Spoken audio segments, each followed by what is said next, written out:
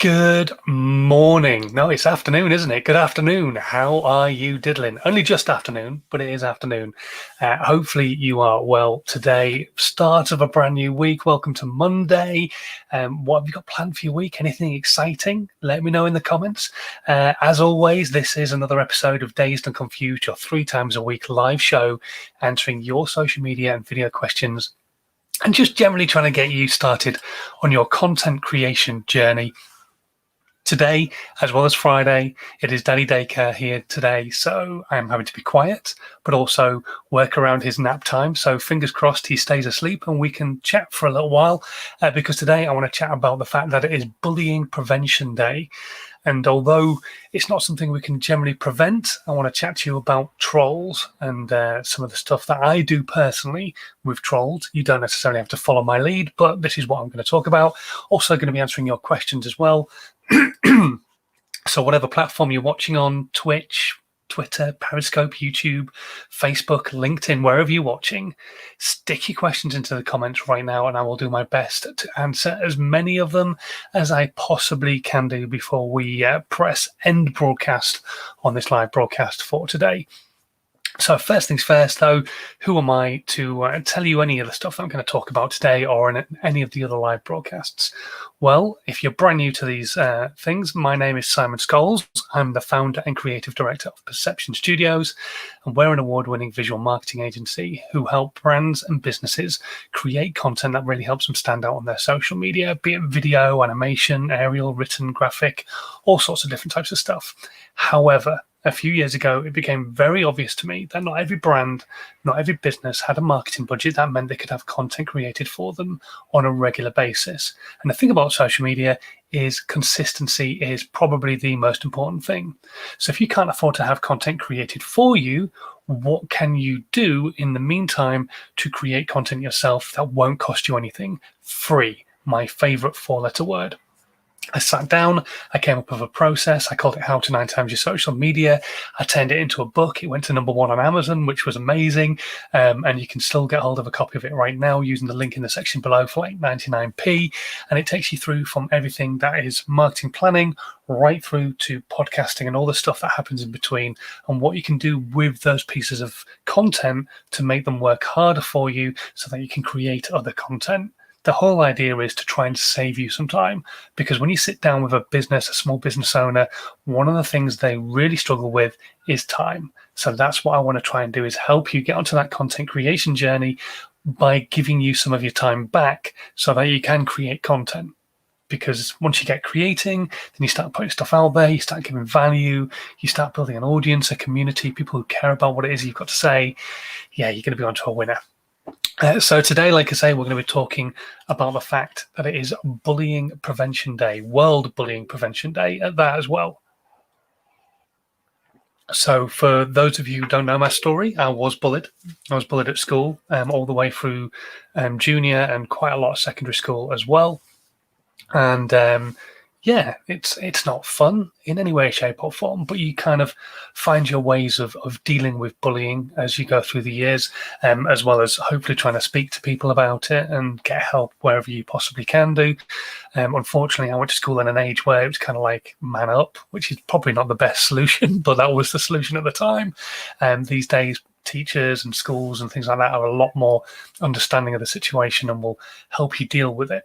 But if you're getting bullying on your content as a business owner, as a brand, that can be quite difficult to take. Trolls can be a bit of a pain in the arse, let's be honest, even if they are completely faceless, because if they're going to type something to you, that's them.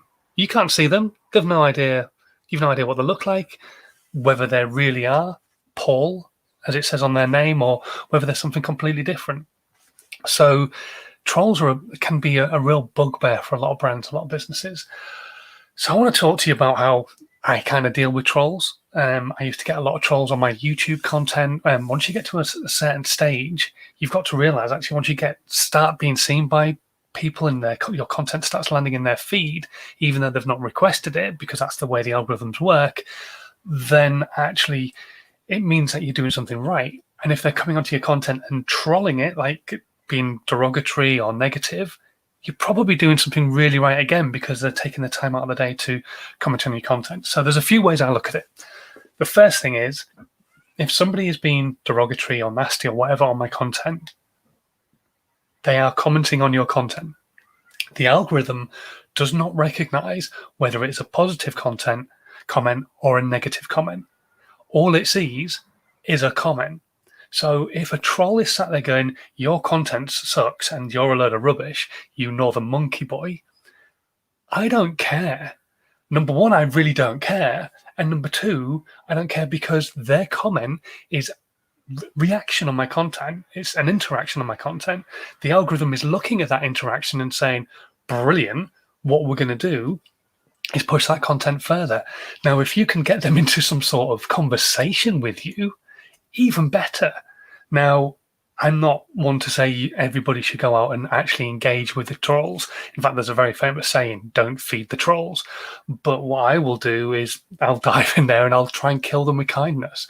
Because generally it is a case of, oh, this is a load of rubbish. And then you can dive in a little bit further and you can say, well, what is it that you feel is rubbish about this content? And then you can start having a conversation with them. And every single one of those comments that you get back from them and the ones that you are posting is interaction on your content. And the algorithm is seeing this and seeing that the content is getting regular interaction, even if it's from the same person, that conversations are happening. And it goes, right, this content must be really good. I'm going to start pushing it further and further and further. If you remember the other day, I mentioned about the fact that all social media channels take a piece of content and put it out to a section of your audience. And if that section of your audience interacts with your content or shares it, and then somebody else sees it like a troll, and they interact with it, then that piece of content gets pushed further. And it's different for every single platform. LinkedIn, for example, they give you an hour to get a certain amount of points. And once you get that certain amount of points, they'll push you a bit further and so on and so forth. So if you can get those interactions up, even better. Now, I'm not, like I say, I'm not suggesting you go and feed the trolls. Sometimes it's just easier just to ignore them or block them or what have you. But don't take their comments to heart. Number one, like I say, they are interacting with your content. So you are getting interaction that you've not necessarily asked for. It's not particularly pleasant because they're saying derogatory things. But if you can ignore the derogatory stuff and just think about the positive of its interaction and it's helping the algorithm push my content further, that's a real plus. Even if it is a trolley comment, who cares about that? The next thing is, imagine how bad their life is, that they have had to come onto your content, watch it, and then leave a derogatory comment.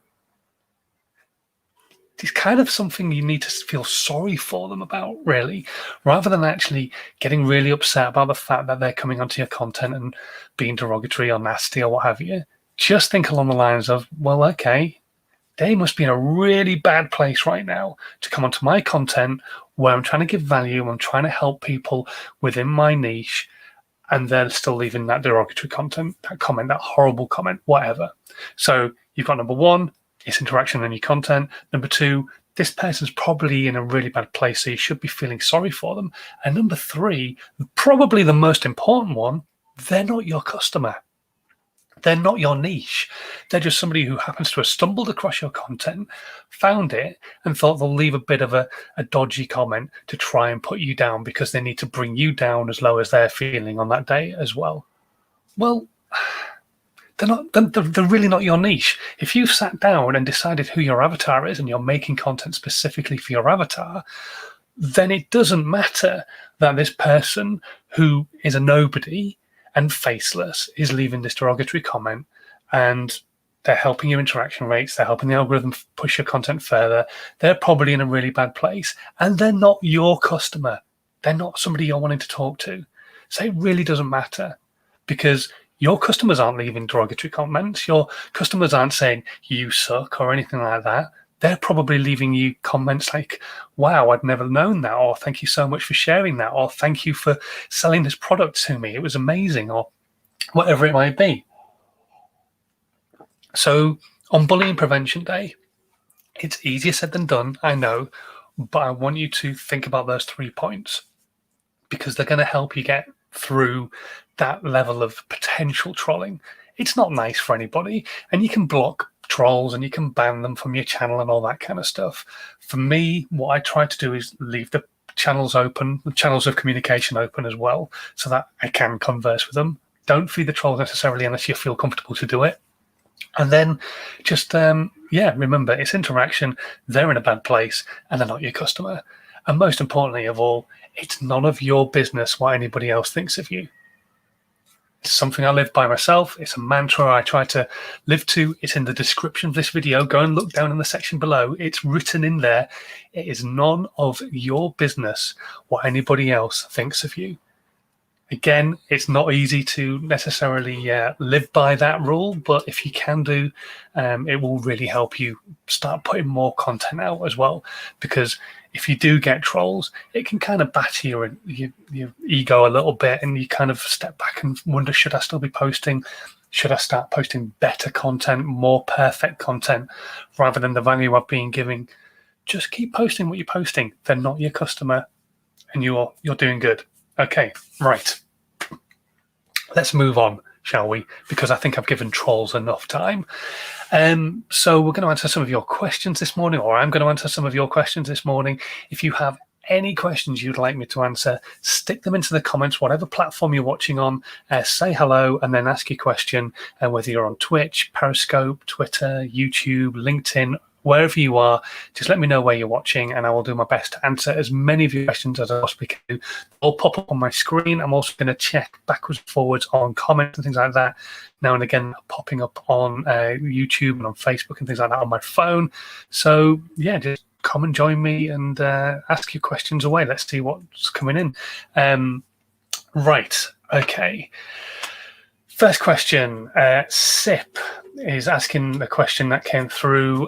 Is saying, I'm an artist who is really struggling with social media. What value can I give? Okay, so strangely enough, I've had a lot of artists ask pretty much the same question this last few months during doing these lives. So if you are an artist and you're creating content, there is so much value you can give. And I don't mean teaching people how to paint or how a certain oil works or how a certain watercolor works, although those things would be great. What I'm saying is you need to be looking at a way of trying to give that behind the scenes feel to your content, that information that people might not necessarily always get from seeing a piece of art. So if you've got a piece of artwork, and it could be anything, of course, and it's in a gallery and people come to see it, there's no real necessary story there. You try and let people make their mind up about the image itself. But you could do story behind the scenes content for your paintings. So when you're coming up with an idea for something, film yourself going through that process.